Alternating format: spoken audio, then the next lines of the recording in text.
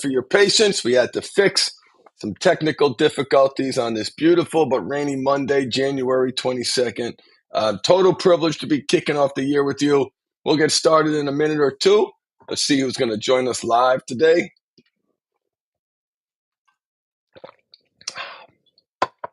All right, let me get my notes handy and let's do it.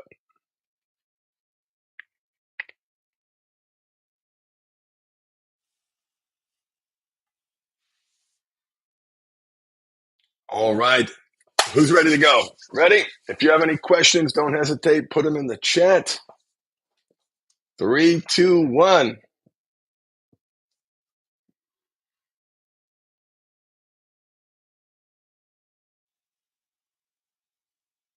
What's up, brothers and sisters? Craig Pera here, and you are listening to Sex Afflictions and Porn Addictions, a podcast designed to help you create healthy sexuality, to sustain healthy sexuality. And the only way to do that is through the aggressive pursuit of a great life, and that requires a whole bunch of skills, and we're going to talk about some of those skills today.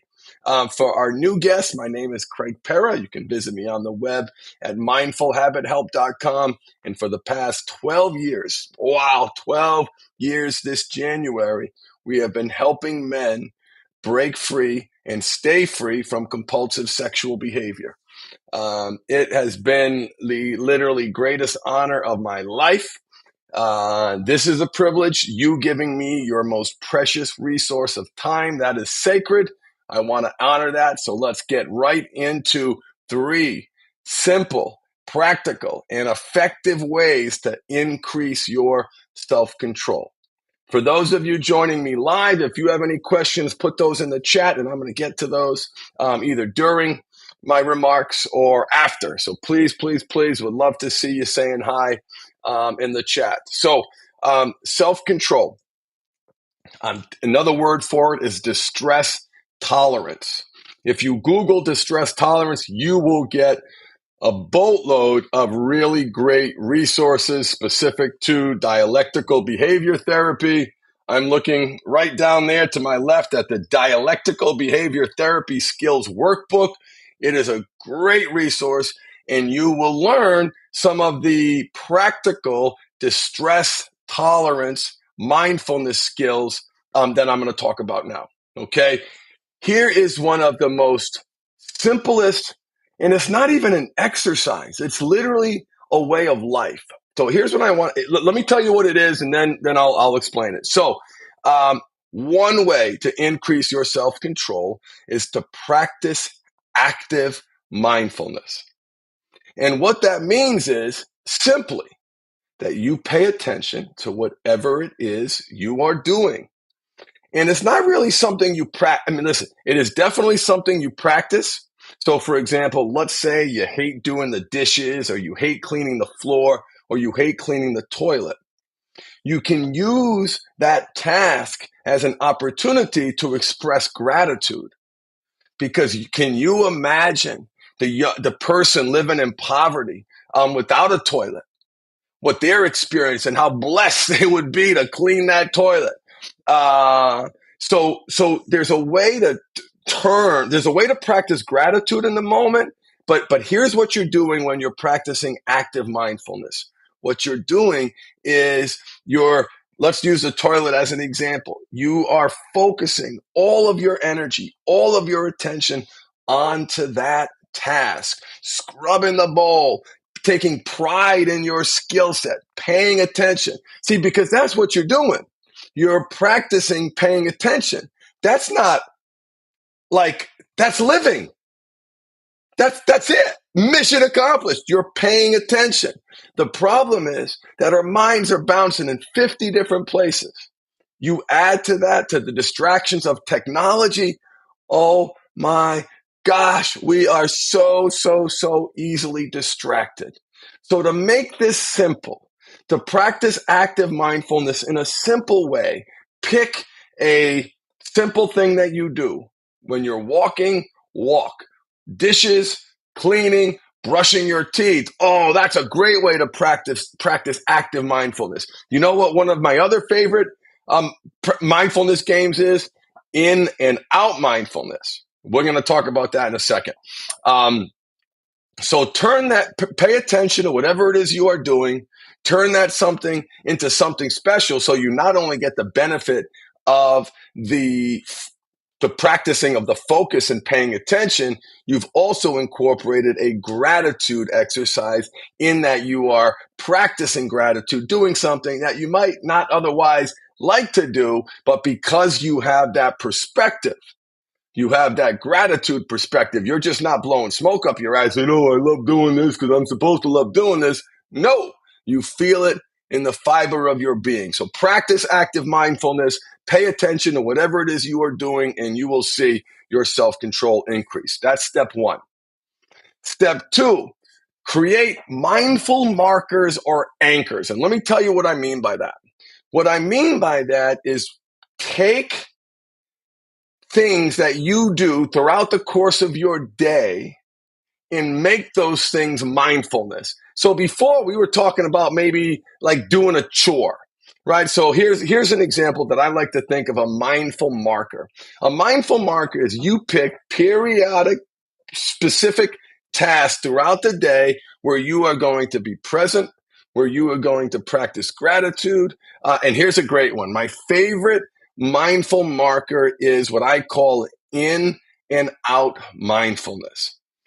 There are so many layers to this. When you think about our addiction to food, and when you think about many of our terribly unhealthy diets, in and out mindfulness is paying obsessive attention to whenever you put something in your body.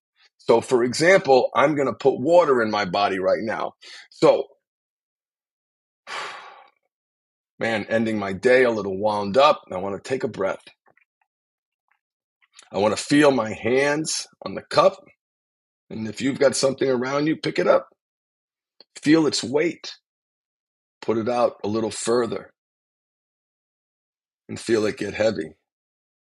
Feel the perspiration build between my fingers and the glass. Feel the cold of the lid on my lips.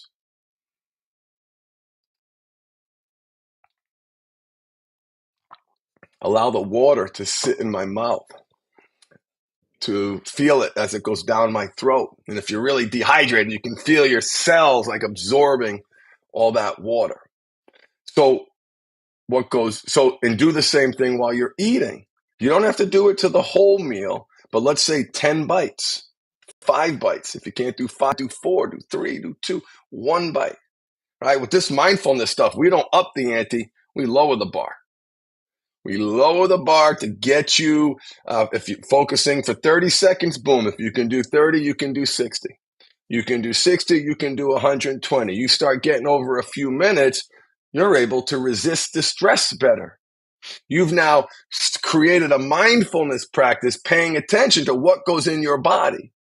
Can you imagine the 1, 2, or 3% benefit of you paying attention to what goes in your body? If you listen to your body, maybe you might have a little less sugar. Maybe you might have a little less carbs, a little less processed foods. Maybe you'll have a little smaller of a portion just because you're paying attention and listening to your body. We've stopped listening to your body. And if you're listening to this channel, you've lost connection with your body, or you've gotten it back and we're working together on that long term. So pay attention to what you put in. And here's the other thing too. This sounds a little gross, but I invite everyone to download a copy of the Bristol Stool Chart.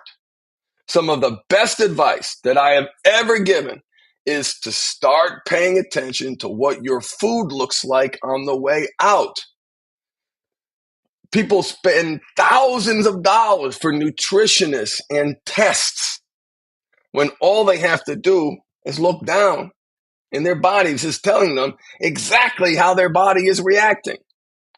We are the only species well, obviously it's because we're humans, but the amount of toilet paper we consume. Think about that, right? You're not wiping your dog's butt. It comes out, boom, boom, boom, when the dog is healthy, right? So download that Bristol Stool Chart.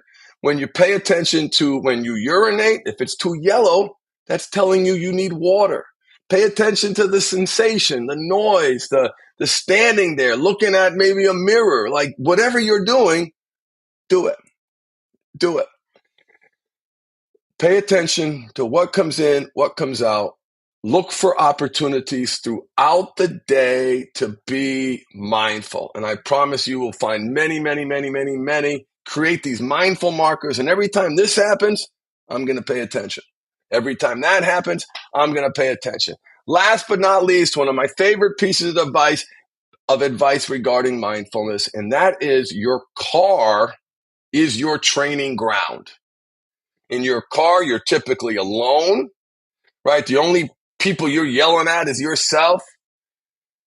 If you're getting frustrated, if you are wasting your anger in your car, if you are wasting your hate, if you are getting consumed by the physiology of fear while you're driving your car, then that's a problem. You're self-harming. That's bad for your body. Bad for your body. If you're listening to stuff on the radio and you're getting angry, please, please, please be very selective in who you give that anger to. Anger causes disease. Don't let anybody get you all riled up. Use the car as mindfulness training. Embrace gratitude. You've got a car. If you're in a car, that means you've got a car. And what a blessing that is, because maybe we've all been in places when we haven't had one. And we know what that's like. So mindfulness is people hear mindfulness, they get so scared sometimes, they get so confused, and they picture the Buddhist monks. And listen, sitting mindfulness is a thing. The better you're able to do it, the better you're able to literally resist physical pain. You can literally use mindfulness as a technique to resist physical pain. Mindfulness has changed my life. It's why the name of the company is The Mindful Habit, because my awareness of mindfulness, my awareness of habits had such a massive impact on my life. I said, I got to jam these two words together, hence the name, The Mindful Habit. If you have TikTok, I recommend that you delete it. It is poison. However, if you are going to use TikTok and you are trying to train the algorithm to get good content, you could follow me on TikTok. I sound like a 52-year-old man, don't I? On TikTok at The Habit Guy. Follow me on TikTok at The Habit Guy.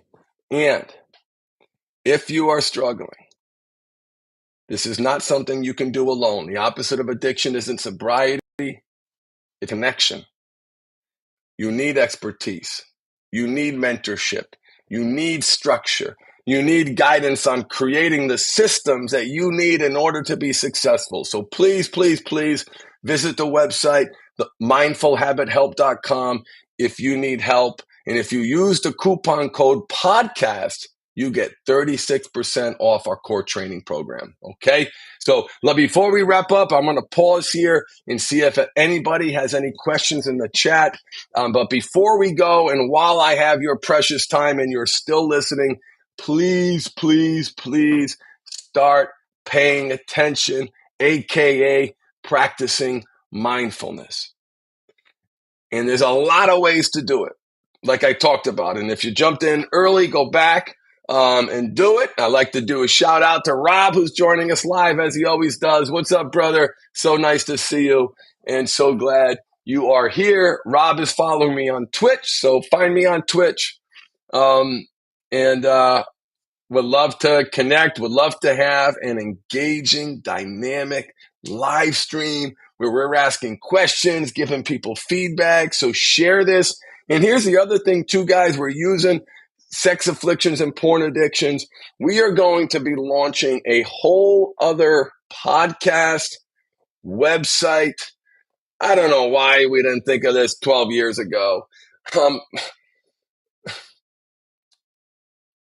We're going to have a whole other high performance platform. So people aren't going to be embarrassed to say that they work with me, that they're part of the program. We're going to have a whole other workbook. So we're really excited about that. These things are in motion as we speak.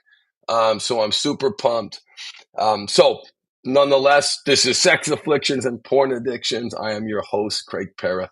Thank you so much for sharing your journey with me. Just a couple things before we go. Important to note that the sex addiction model and the porn addiction model is not a recognized mental health disorder. And that's wild to some people. They hear that and like, what?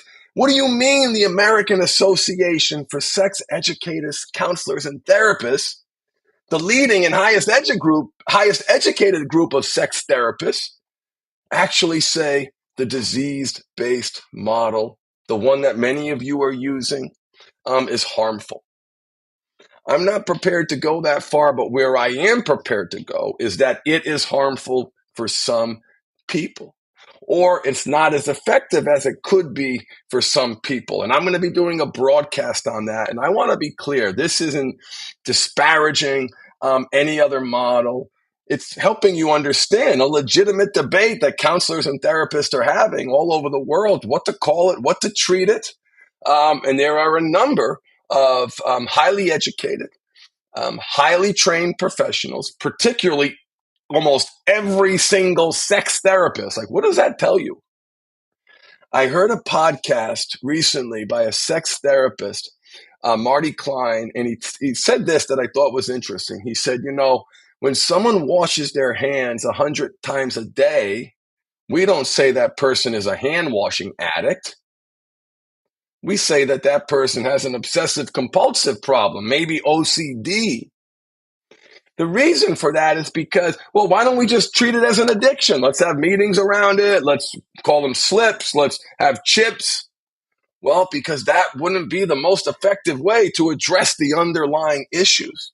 The whole perspective for that person with OCD to use that other model, the disease-based model, the addiction model, causes harm. Does cause harm. We see those clients all the time. Like, that's OCD. Go see another therapist. Yep, OCD. OCD. Now, I'm not suggesting that everybody here has OCD. That would be preposterous. I'm not saying that at all. What I'm saying, and what these sex therapist experts say, is there's like 10 different kinds. What do you mean sex addiction or porn addiction? What are the underlying issues? We're going to be doing some broadcasts on those underlying issues. Coach Adrian and I are going to be talking about that. So before we wrap up, any questions in the chat, let me know. Make sure to like and subscribe. Check out The Habit Guy on social media. On TikTok. That has nothing to do with sex and porn addiction. So I'm looking forward to spreading our wings and talking to people struggling with any bad habit, because one of the things I've learned over the years that the mindful habit applies to any bad habit. Gambling, alcohol, smoking, drink, anyway, you name it. You name the bad habit, our system applies to it. Now, that doesn't mean it's going to work for everybody, right? The same reason why every allergy medicine doesn't work for everybody. We're different. We need different things. I just want to shout out, here, let's put this in so you guys can see it. In the chat, Rob tells us that he started using the DBT workbook, and it is really good so far. Rob says that because the DBT Skills Workbook, which is the name of it, is really good. It is a really, really, really great resource. It is typically given to those struggling with personality disorders. And it has been my experience that there is a percentage of clients that have undiagnosed personality disorders. Or they may not qualify for the diagnosis, but they're borderline-ish, narcissist-ish. And DBT works very, very well. Great skill set. I love the focus on what do we do? What do we do? That's what I want to know. What do we do? Here's the problem. What do we do about it? All right. Thank you for listening. Thank you for watching. Embrace your power of choice. Feed the right wolf inside you. And thank you for giving me your most precious resource, time. It is an honor. It is a privilege. And I look forward to seeing you later this week. Like and subscribe to join me live. Let's get these lives going. I want to have more people on here asking questions. I think in few of the platforms, well, one is probably me. All right, I got to look myself in the mirror, and not everybody wants to participate on a live with me. But there's a contrast between the value I'm bringing, in the client session and social media. So we're trying to bridge that gap, and we've realized that people aren't going to respond to the sex and porn addiction content. So we're working to fix all that. Wish you well. Give me some tips and comments in the chat. Look forward to